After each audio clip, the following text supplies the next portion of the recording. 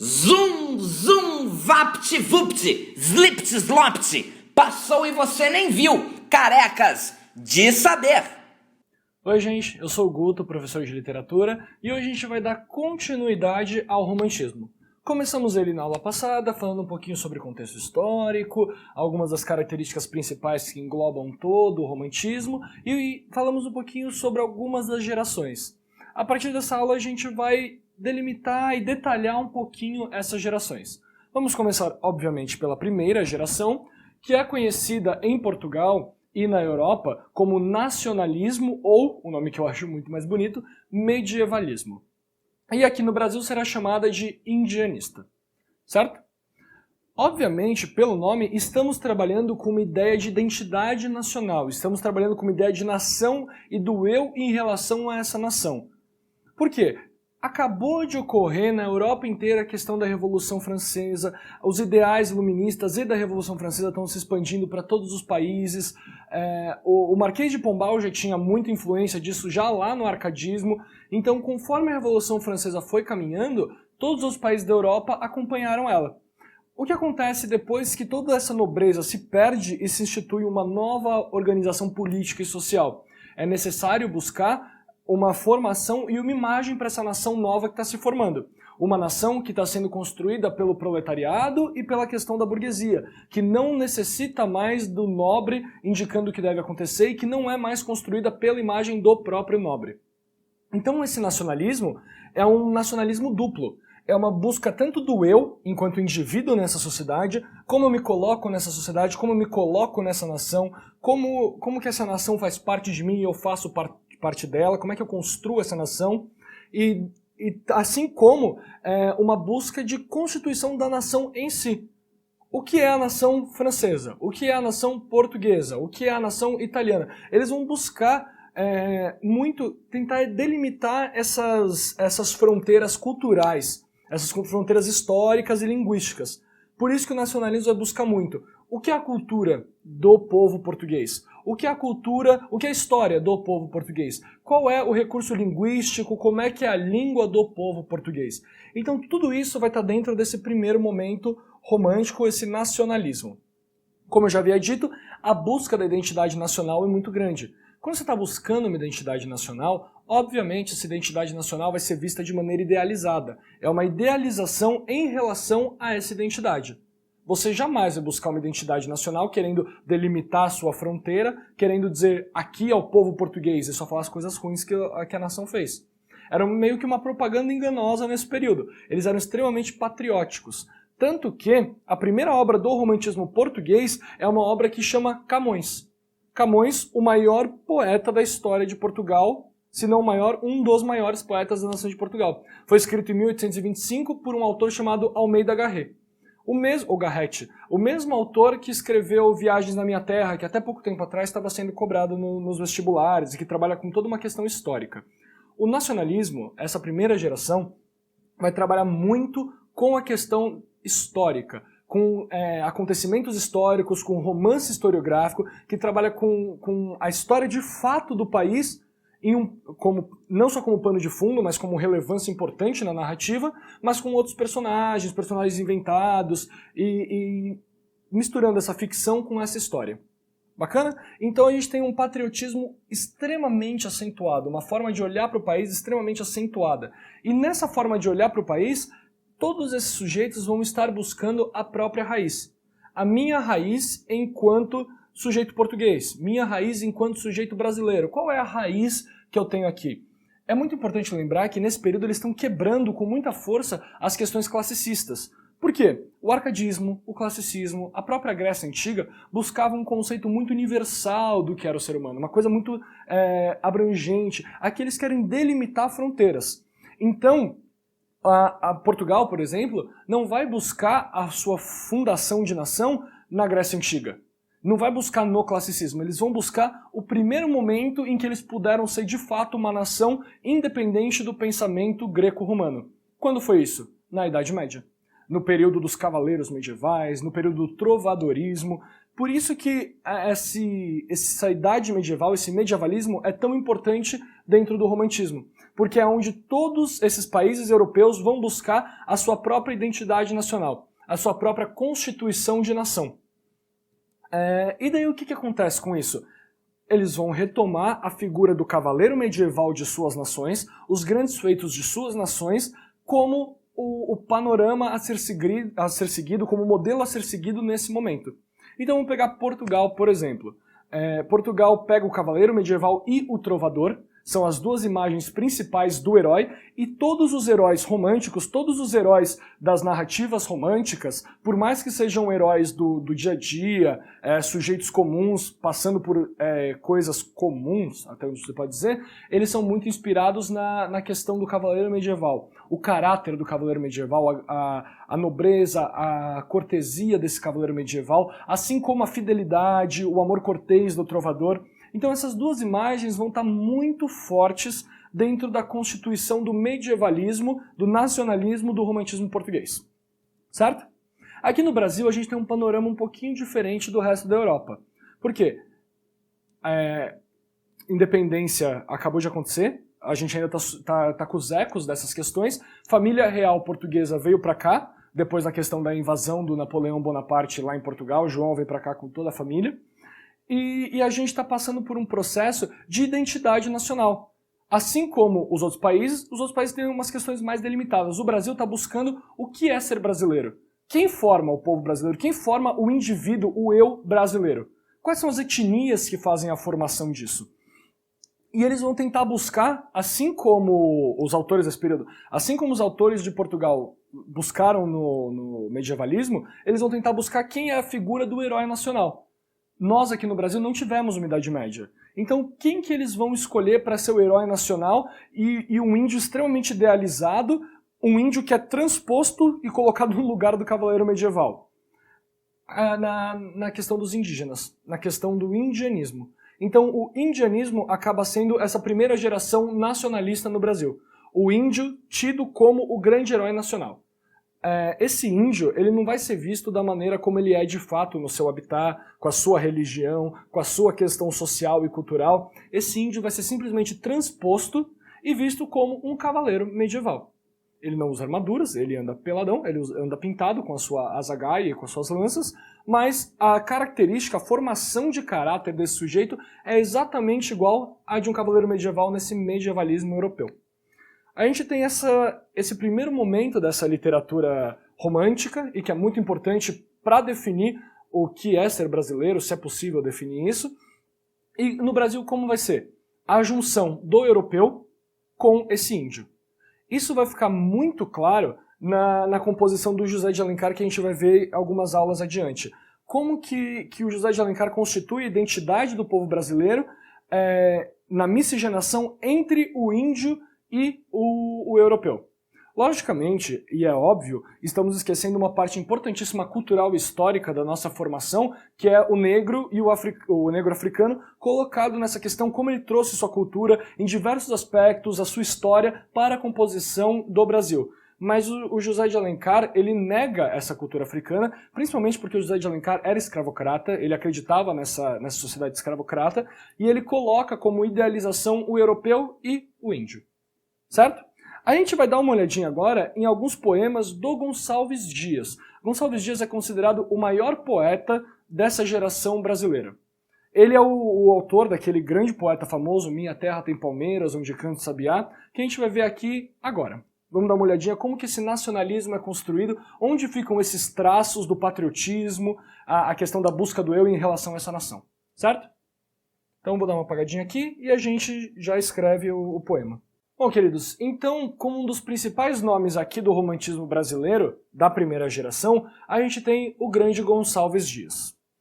Gonçalves Dias é muito conhecido dentro do romantismo porque ele tem uma obra muito extensa, ele escreve vários tipos e tem uma produção muito bacana de ser estudada. Um dos poemas mais conhecidos dele, que é muito forte na questão nacionalista, é exatamente a Canção do Exílio. O que aconteceu? Gonçalves Dias, ele era um cara muito... A formação dele, a formação familiar dele, era muito miscigenada. Então ele tinha dentro da família dele índios, negros e europeus. Então ele dizia que ele sim era o verdadeiro brasileiro por natureza, porque ele comportava dentro dos genes dele todas as etnias que formavam a grande etnia, a grande nação brasileira. Com isso, durante um período da vida, ele também não era um sujeito pobre, ele tinha um poder aquisitivo muito bacana, ele foi estudar em Coimbra, como quase todos desse período que tinham um poder aquisitivo bacana, foi estudar Direito. Enquanto ele estava em Coimbra, ele começou a ter maior contato com vários poetas portugueses e ele começou a desenvolver os seus próprios poemas, começou a desenvolver a sua própria literatura e a sua própria produção. Como ele viu que os poetas portugueses eram muito patriotas, falavam muito da própria nação, ele então decidiu falar da sua nação, do Brasil. Como é que ele fez isso? Ele escreveu a Canção do Exílio. Essa canção ele escreve enquanto ele está em Portugal estudando Direito. O poema é da seguinte forma. Minha terra tem palmeiras, onde canta o sabiá. As aves que aqui gorjeiam, não gorjeiam como lá. Nosso céu tem mais estrelas, nossas várzeas têm mais flores, nossos bosques têm mais vida, nossa vida mais amores. Hino nacional. Em cismar sozinho à noite, mais prazer encontro eu lá. Minha terra tem palmeiras, onde canta o sabiá. Minha terra tem primores, que tais não encontro eu cá. Em cismar sozinho à noite, mais prazer eu encontro lá. Minha terra tem palmeiras, onde canta o sabiá. Não permita, Deus, que eu morra, sem que eu volte para lá, sem que desfrute os primores que não encontro eu cá, sem que ainda viste as palmeiras, onde canta o sabiá.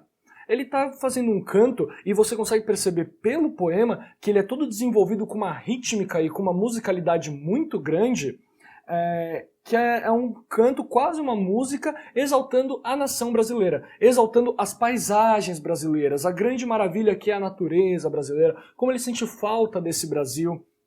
Obviamente, ele está trabalhando com uma visão do Brasil que é extremamente idealizada. O que isso quer dizer?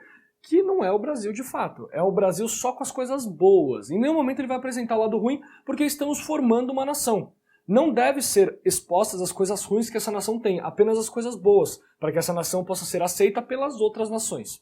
Claro? Mas vamos olhar parte por parte como que fica essa questão. Minha terra tem palmeiras, onde canta o sabiá. As aves que aqui gorjeiam, aqui em Portugal gorjeiam, não gorjeiam como lá. Lá, o Brasil. Lá, o lugar da música, o lugar da felicidade. Até o lá aqui tem uma conotação da nota musical lá. Tem toda uma questão do canto do pássaro envolvido. Então, olha a beleza que é esse lugar, esse paraíso terrestre. As aves que gorjeiam no Brasil, de maneira nenhuma gorjeiam aqui em Portugal. As aves que cantam aqui não têm o mesmo canto daquelas que cantam naquele outro lado. Nosso céu, nosso português, o nosso brasileiro, não o português, nosso céu tem mais estrelas, nossas várzeas têm mais flores, nossos bosques têm mais vida, nossa vida mais amores. Esse poema é tão emblemático na história do Brasil que esse trecho está no hino nacional. Nossos bosques têm mais vida do que qualquer bosque em Portugal, nosso céu tem muito mais estrelas do que o céu de Portugal, sendo que o céu é um só, claro para vocês. Nossa vida, muito mais amores. Nosso lugar é muito mais belo, é muito mais sentimental, a gente vive muito melhor aqui no Brasil. Em cismar sozinho à noite, mais prazer encontro lá. Quando ele fica sozinho, no silêncio da sua cama, relembrando o prazer que é o Brasil, ele só consegue pensar o dia que ele vai voltar, como ele vai voltar para esse Brasil, porque a terra dele tem as palmeiras onde canta o sabiá com o canto mais belo de todos. Minha terra tem primores, que tais não encontro eu cá. O Brasil é singular, ele tem primores que de maneira nenhuma ele encontraria na Europa. Olha esse patriotismo, olha essa identidade, essa forma, essa figura, essa imagem nacional sendo constituída nesse poema. Em cismar sozinho à noite, aí ele repete porque ele cria uma espécie de refrão nesse poema, para que ele vá sendo musicado, para que ele seja lido como se ele fosse uma música. Em cismar sozinho à noite, mais prazer encontrou lá, minha terra tem palmeiras, onde canta o sabiá. E para finalizar o poema, ele termina com uma coisa extremamente forte. Não permita, Deus, que eu morra sem que eu volte para lá. Não permita, Deus, que eu morra aqui. Não permita que eu nunca mais veja a beleza que é o meu Brasil, que é a minha nação, que é o lugar ao qual eu construo e do qual eu faço parte. Então ele tem toda essa ânsia de voltar para a origem dele, para essa raiz que é o Brasil. Sem que eu desfrute os primores que não encontro eu cá. Retomando esse outro verso. sem que ainda aviste as palmeiras onde canta o sabiá. Para ele, se ele avistar as palmeiras onde canta o sabiá, que ele possa ter um último vislumbre desse lugar e desse paraíso maravilhoso que seria o Brasil, para ele já é o suficiente. O canto do sabiá pode ser a última coisa que ele vai escutar, desde que seja o canto do sabiá das palmeiras aqui do Brasil. Claro para vocês? Então o Gonçalves Dias tem essa vertente extremamente nacionalista, onde ele trabalha muito com essa questão do nacional. O Gonçalves Dias também tem um poema importantíssimo, que aí eu não vou ter como transcrever aqui porque ele é gigantesco, mas que trabalha com a questão do indianismo. O nome desse poema é Ijuca Pirama. É um poema grande, é um poema que se constitui, muito embora estejamos num período de quebra com o clássico, é um poema que se constitui quase como uma epopeia e que trabalha com o índio. Então a gente tem uma obra indianista, não só nacionalista, exaltando a nação, mas também uma obra indianista, exaltando as características e as questões do índio. E essa obra, Ijuca Pirama, fala de um índio e o seu pai é cego, e esse índio está no meio do mato com o seu pai, no meio da mata. Ele foi caçar com o pai, ele saiu com o pai, e ele deixa o pai num canto e fala que ele voltaria em breve. E ele vai caçar para trazer a comida pro seu pai. Só que nesse momento, quando ele tá caçando, ele é emboscado por uma tribo rival. E o que acontece? Ele é preso. Essa tribo rival é canibal. Eles comem, o canibalismo seria a ideia de comer o corpo do outro, mas muita atenção, o índio canibal, isso é importante a gente sempre ressaltar, ele não comia o outro porque era necessário para ele. Existia uma crença dentro das sociedades indígenas canibais, onde eles comeriam apenas aquilo que lhes fosse dar algum valor a mais. Por exemplo, eu sou um índio e estou enfrentando uma tribo rival. Existe um cara ali que é muito veloz. Quando nós derrotarmos essa tribo rival, eu comerei as pernas desse cara para que eu possa ter a velocidade dele. Eu enfrentei um cara muito corajoso, eu comerei o coração dele. Então seria essa noção de ingerir apenas aquilo que lhe faz bem, que lhe torna melhor. O Ijuca Pirama é capturado por essa tribo rival e tem toda a questão de que ele fica preso, ele tem todo o tratamento especial por conta de ser o sujeito que vai ser devorado, e no dia do rito, onde ele seria morto, ele chora. Ele chora não por medo de ser morto, mas ele chora pelo pai, que ficou sozinho, cego e que também morreria. Quando ele chora, quando ele demonstra medo, isso é uma espécie de desonra para todo o ritual e é uma desonra para o próprio filho. É uma desonra para o próprio Ijuca Pirama. Porque ele não poderia chorar, ele não poderia demonstrar nenhum sentimento inferior, ele teria que se manter íntegro. Então essa demonstração do emocional também é importante. A tribo rival descarta ele, por ele ser fraco, por ele ser covarde, e ele volta para o pai. Quando ele conta a história para o pai também expulsa ele. Fala que ele não é merecedor de nenhuma glória. Ficando muito, muito triste, muito magoado, ele resolve provar o seu valor. Então ele volta para a tribo rival e ele enfrenta todos. Enfrenta a tribo rival inteira até o momento em que ele prova o seu valor e que ele vai ser morto. Nesse momento o pai está junto, o pai abraça ele e o pai chora. Mas não é um choro igual do Ijuca Pirama do começo. É um choro de felicidade por ver que o filho foi valorizado. Por ver que esse filho, esse índio, tem esse caráter íntegro. Tem esse emocional forte, que expressa o emocional, mas ainda assim se mantém um sujeito maravilhoso e perfeito. Claro para vocês? Essa primeira geração do romantismo vai trabalhar muito com essa noção do nacionalismo e principalmente com o nacionalismo dentro da figura do índio. É sempre essa ideia do índio como herói nacional. O índio é o grande herói nacional. Claro para vocês, o índio é a constituição da identidade do herói nacional brasileiro. Gonçalves Dias também vai ter alguns poemas amorosos a quem ele dedicou a um amor impossível, um amor que era correspondido, mas que a família a família da mulher que ele amava sempre atrapalhava, então esse amor acabou não podendo ser consumado. Então ele também tem sua poemática lírica amorosa, que trabalha com essa questão do sentimento exacerbado, com a dor de não poder realizar o amor. Gonçalves Dias foi um sujeito que trabalhou muito com a ideia da questão do nacionalismo, do individualismo e da liberdade que a gente viu naquela aula passada. Bom, A aula de hoje fica por aqui, trabalhamos a noção do nacionalismo, mostrei para vocês a questão dessa primeira geração aqui no Brasil, e na aula que vem a gente vai ver a segunda geração, conhecida como byroniana ou ultrarromântica, certo? Então muito obrigado pela atenção de todos vocês e a gente se vê na próxima aula. Tchau, tchau!